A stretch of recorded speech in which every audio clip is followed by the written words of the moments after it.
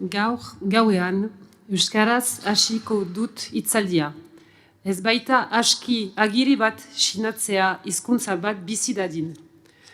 Espazio publikoan erabili eta entzunarazi behar da. Bere lekua eman behar zaio. Eta gauza bera egitera gonbitatzen zaituztet, herriko kontseilu guztietan. Ce soir, j'ai commencé mon allocution en euskara, car il ne suffit pas de signer une charte pour qu'une langue vive, il faut l'utiliser et la faire entendre dans l'espace public, il faut lui donner sa place. Et je vous invite à faire de même à chaque conseil municipal. Vous nous avez présenté votre budget pour l'année 2022, et en complément des remarques faites par mes collègues, je me permettrai d'en faire également.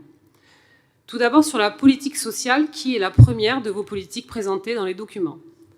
À vous lire, on pourrait croire que le champ social se réduit à la petite enfance. Et pourtant, la commune et son CCAS peuvent non seulement fournir des services de proximité, mais aussi accorder des aides sociales facultatives.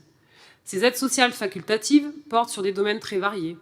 Accès au maintien dans le logement, accès à des services publics à un tarif réduit, cantine, transport, musée, accès au confort de base, eau et énergie.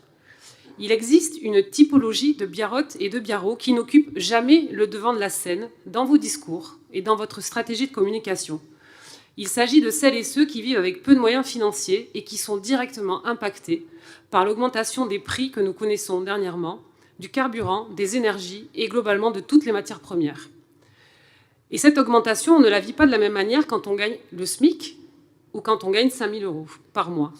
Tout devient plus difficile et maintenir un certain niveau de vie paraît impossible. Avoir un logement, le chauffer, remplir son frigo, être mobile, ce sont pourtant des droits fondamentaux inaliénables. Et pourtant, aucun mot pour eux dans votre budget 2022, ils ne sont pas mentionnés. Aucune ligne budgétaire supplémentaire, aucune dépense permise. Il aurait pourtant suffi de mettre en place un fonds de solidarité exceptionnel pour aider nos concitoyens les plus fragiles à ne pas se retrouver en situation d'endettement qui peut mener à une expulsion locative.